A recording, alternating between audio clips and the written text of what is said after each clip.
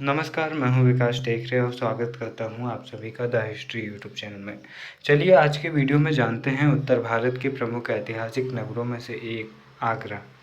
आगरा का बहुत ज़्यादा इम्पोर्टेंस बढ़ जाता है क्योंकि ये अकबर जैसे भारत के महानतम सम्राटों में से एक की राजधानी रहा। साथ ही दिल्ली सल्तनत में लोधी वंश के जो शासक थे इब्राहिम लोदी से जो पहले आए थे उनका नाम था सिकंदर लोदी। उन्होंने 1504 में आगरा की स्थापना की थी और 1506 में आगरा को अपनी राजधानी बना दिया था। आगरा की स्थापना करने से मतलब है कि आगरा में किले का निर्माण करवाया था और इसका विकास कार्य करवाया था। हालांकि आगरा का जो महत्व है वो महाजनपद काल और पौराणिक काल से ही रहा है। तो आइए देखते हैं आगरा के बारे में और आगरा के महत्वपूर्ण ऐतिहासिक पृष्ठों को देखते हैं। आगरा का भारत के ही नहीं विश्व के पर्यटन मानचित्र में भी बहुत ज़्यादा महत्वपूर्ण स्थान है।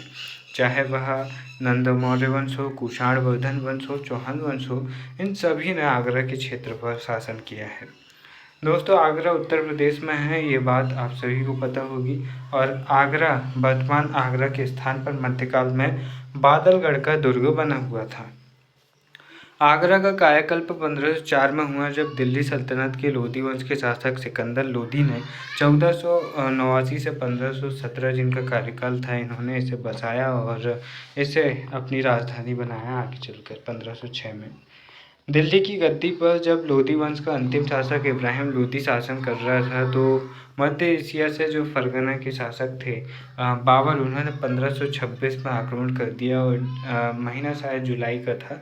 तो इनके आक्रमण से फिर यहाँ पर इब्राहिम लोधी का कल्याण हो गया और यहाँ पर मुगल वंश की स्थापना हो जाती है। पानीपत का पहला युद्ध कहलाता है यहाँ, जहाँ पर इब्राहिम लोधी मारा जाता है। अब बाबर का ध्यान आगरा के रणनीतिक महत्व की ओर जाता है क्योंकि आगरा से ठीक 200 किलोमीटर की दूरी उत्तर में क्या था, तो उत्तर में ठीक 200 किलोमीटर की दूरी में था दिल्ली। और दिल्ली आपको ही पता होगा कि पृथ्वीराज चौहान की राजधानी भी इसी क्षेत्र में थी। जो अजमेर के चौहान थे उनकी राजधानी भी दिल्ली थी और साथ ही दिल्ली का महत्व बहुत ज़्यादा था। दिल्ली सल्तनत के शासकों ने दिल्ली को पहले ही बहुत ज़्यादा डेवलप कर दिया था और केंद्र बिंदु होने के कारण दिल्ली पर आक्रमण का डर हमेशा रहा करता था। इसलिए बाबर ने आगरा को ही अपनी राजधानी बनाए रखना ज़रूरी समझा और उन्होंने आगरा के विकास कार्य की शुरुआत कर दी। उन्होंने आगरा के किले का निर्माण भी करवाते हैं और यहाँ पर बहुत सारी इमारतों का निर्माण करवाते हैं। दोस्तों यहाँ पर दिल्ली से एक अलग दूर राजधानी की ज़रूरत हर किसी को महसूस हुई थी। यहाँ पर मोहम्मद बिन तुगलक को भी महसूस हुई थी, इसीलिए उन्होंने जो दौलताबाद है, जो गिरी है, वहाँ पर उन्होंने अपनी राजधानी की स्थापना की थी। हालांकि उनका प्लान असफल रहा था, लेकिन यहाँ पर बाबर के पास एक मौका था कि दिल्ली से दूर एक ऐसे क्षेत्र में राजधानी का निर्माण करना जहाँ से वो सभी को कंट्रोल कर सके और अगर दिल्ली पर कहीं आक्रमण होने वाला भी हो तो दिल्ली से आगरा की दूरी 200 किलोमीटर है, तब तक अपने आप को बचाने और अपनी रक्षा की पूरी व्यवस्था करने का समय उसके पास में रहेगा। तो यहाँ पर आगरा के लिए ऐसी सोच में बाबर भाई साहब बहुत सफल थे।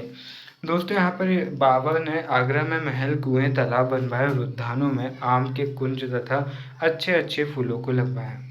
उसने चंद्रगुप्त मौर्य के समय के उत्तर पश्चिम से भारत को जोड़ने वाले मार्ग को पुनर्स्थापित किया और आगरा तथा काबुल के बीच त्वरित डाक वितरण जो संपर्क स्थापित कर दिया। बाबर ने आगरा से अन्य महत्वपूर्ण नगरों के बीच की दूरी को भी नपवाया। अपने प्रयासों से बाबर ने आगरा को हर प्रकार से राजधानी होने के योग्य बना दिया था। अब उसके अधिकारी बेझिझक होकर इस नगर को राजधानी के रूप में बनाए रख सकते थे। बाबर के पश्चात शेरशाह सूरी और उसके वंश को हम छोड़ दें तो यहाँ पर हम देखते हैं कि कैसे चौसा का युद्ध होता है, बेलगाम का युद्ध होता है और फिर बाबर के बाद में जो बाबर का कार्यकाल तो वैसे 1526 से 1530 होता है।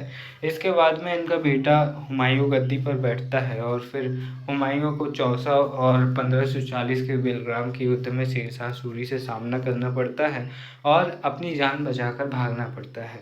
फिर उसके बाद में इनका जो बेटा होता है अकबर, वो आक्रमण करता है। हालांकि ये बाद में अपने राजपाट ले लेते हैं, लेकिन फिर बाद में जो पानीपत का दूसरा युद्ध होता है वहाँ पर जो पानीपत का दूसरे युद्ध में जो अकबर होते हैं वो यहाँ पर शेरशाह सूरी का जो रहता है हेमू, उसे हरा देते हैं। तो यहाँ पर अगले वंश आने लगते हैं। तो हुमायूं के पश्चात उसका पुत्र अकबर जो सम्राट बनता है। अकबर को साम्राज्यवादी अभियानों में रुचि थी। वह समझता था कि अगर स्वतंत्रता प्रिय राजपूतों के प्रदेश राजपूताना पर आगरा से अच्छी नज़र रखी जा सकती है, क्योंकि आगरा जो है वह दिल्ली की बनिस्बत राजपूताना के निकट है। यानी कि आगरा दिल्ली और राजपूतों के राजपूताना से बहुत आसानी से यहाँ से नज़र रखी जा सकती है। मुझे उम्मीद है कि मैं आपको समझा पा रहा हूँ, क्योंकि जो आगरा की लोकेशन है अगर आप मैप पे देखेंगे तो ये बिल्कुल राजस्थान से टच होते हुए है और दिल्ली थोड़ा जो ऊपर पड़ जाता है, इसलिए यहाँ आगरा से आसानी से राजपूताना में यानी कि जो राजपूत राजा थे उन पर नज़र रखी जा सकती थी और वह अपना साम्राज्य विस्तार कर सकते थे। इसलिए जो अकबर थे उन्होंने आगरा को और ज़्यादा अच्छे नगर के रूप में बसाने का प्लान बनाया। अकबर ने 1564 में आगरा के किले की नींव डाली। यह किला सिकंदर लोदी के किले के स्थान पर ही बनाया गया था। इसके चारों तरफ एक 70 फुट ऊंची दीवार है और लगभग 1.5 मील के घेरे में यह बना हुआ है। इस किले के भीतर अकबर ने 500 से अधिक लाल पत्थर की इमारतें बनवाई थी, जिनमें बहुत सी इमारतों को शाहजहां ने गिरवा दिया था। अब इन इमारतों को शाहजहां ने क्यों गिरवाया था, अब हम ये आगे देखेंगे। आगरा का वैभव अभी पूर्ण नहीं हुआ था। आगरा से कुछ दूर सीकरी नामक गांव में एक पहाड़ी पर अकबर ने एक नए नगर की नींव डाली। 1570 में इस नगर की नींव डाली गई, जो 1584 में यानी कि जैसे हम देखते हैं 14 साल बाद ये बनकर तैयार हुआ। गुजरात विजय जब ये करता है यानी कि विजय को फतेह कहते हैं, तो यहाँ पर इसका नाम फतेहपुर सीकरी से फतेहाबाद रख दिया जाता है। हालांकि इसका नाम जो फतेहपुर सीकरी है यही इसका नाम लगभग लंबे समय तक चलता रहा और अभी भी हम इसे फतेहपुर सीकरी कहते हैं। फतेहपुर सीकरी में अकबर ने खानदेश विजय के उपलक्ष्य में बुलंद दरवाज़ा बनवाया, जो वास्तव में बहुत बुलंद भव्य है। यह दरवाज़ा अपने आप में एक भवन जैसा है। फतेहपुर सीकरी में कई शानदार भवन हैं, जिनमें आम दीवाने आम दीवाने खास जोधाबाई का महल, पंच महल, तुर्की सुल्ताना का महल, खास महल, मरियम की कोठी, बीरबल का महल, जामा मस्जिद, शेख सलीम चिश्ती का मकबरा, इस्लाम खां का मकबरा आदि यहाँ पर उपस्थित है। बहुत सारी इमारतें, यानी कि आप ये कह सकते हैं कि एक छोटा सा शहर ही यहाँ पर अकबर ने आगरा के किले में बसा डाला है। फर्ग्यूसन ने फतेहपुर सीकरी के बारे में लिखा है, सब मिलाकर फतेहपुर सीकरी का यह महल पाषाण का एक ऐसा रोमांस है जैसे कि कहीं कम बहुत ही कम जैसे कि कहीं कम और कहीं बहुत ही कम मिलते हैं, और यह उस महान व्यक्ति कि जिसने इसे बनवाया था मस्तिष्क की ऐसी प्रतिछाया है जैसा कि अन्य स्रोतों से सरलता से उपलब्ध नहीं होता।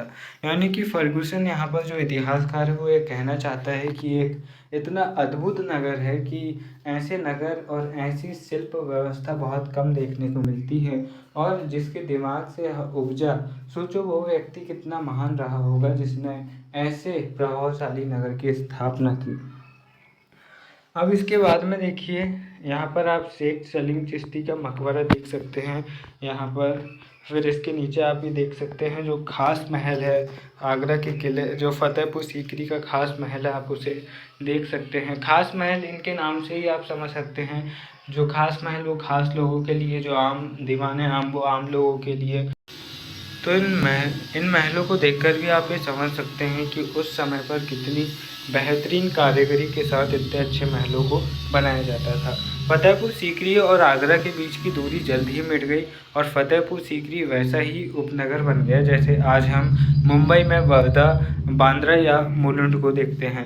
आगरा और फतेहपुर सीकरी की 23 मील की दूरी के बीच सैकड़ों दुकानें, इमारतें, सराय इत्यादि बनी हुई थी और दोनों एक दूसरे से घनिष्ठ रूप से जुड़े हुए थे। उस समय आगरा की यात्रा करने वाले विदेशी यात्रियों ने दोनों नगरों शहरों को एक रूप में चर्चा की है, यानी कि दोनों एक दूसरे को टक्कर देते थे और दोनों बहुत ही बेहतरीन नगर थे। अब हमने यहाँ पर अकबर के काल में आगरा में क्या क्या हुआ, अब हम वो देख लेते हैं और हम देखते हैं शाहजहाँ के काल में क्या हुआ। क्योंकि अकबर ने जो जो निर्माण करवाया वो एक तरफ और शाहजहाँ ने जो बनवाया वो एक तरफ। क्योंकि शाहजहाँ ने जो इमारत यहाँ पर बनवाई उस इमारत ने आगरा को एक ऐसा शहर बना दिया जो आज भी उतना ही फेमस है जितना कि इस समय था। यहाँ पर फ़िलहाल आप बुलंद दरवाज़ा देख लीजिए जो कि अकबर ने बनवाया था फतेहपुर सीकरी में।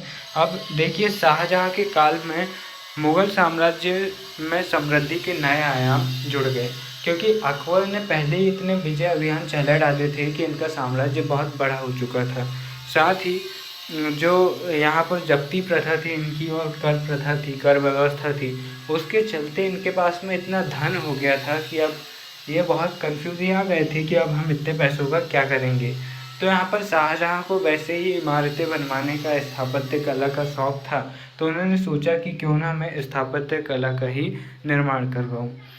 तो शाहजहाँ की स्थापत्य कला की रुचि और अपने काल की समृद्धि का लाभ उठाकर आगरा और फतेहपुर सीकरी में वे कई निर्माण करवाते हैं और पुराने निर्माणों को तोड़कर अपनी रुचि के अनुसार संशोधित रूप भी देते हैं।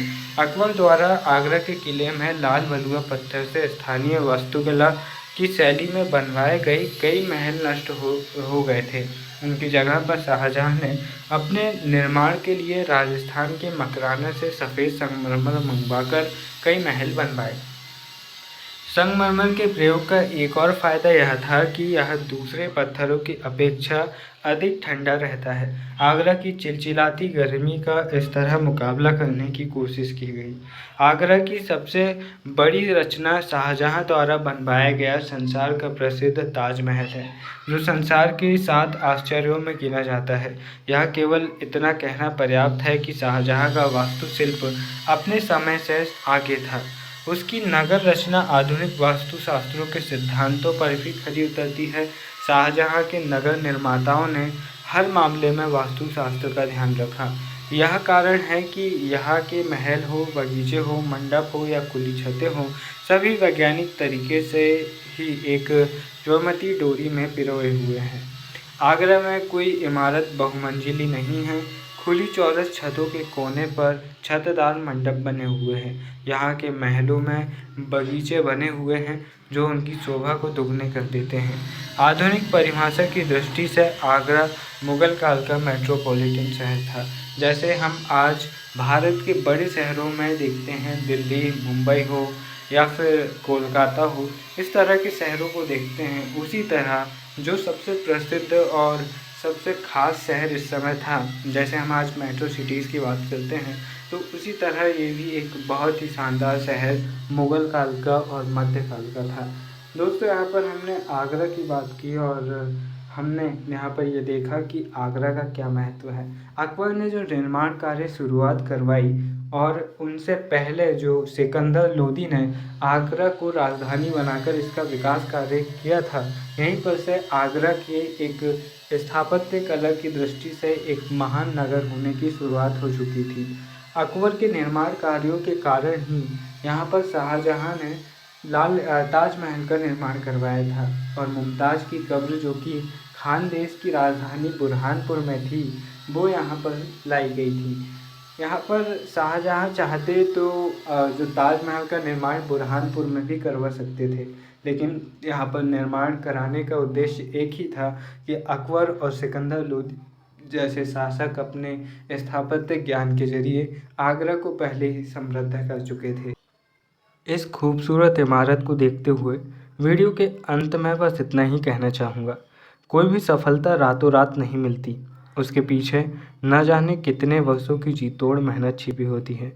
ये बात स्टीव जॉब्स कहते हैं।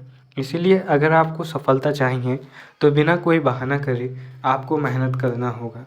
बिना मेहनत करे सफलता कभी भी किसी को नहीं मिली है। फिर मिलते हैं अपने किसी और वीडियो में। तब तक के लिए नमस्कार। जय हिंद।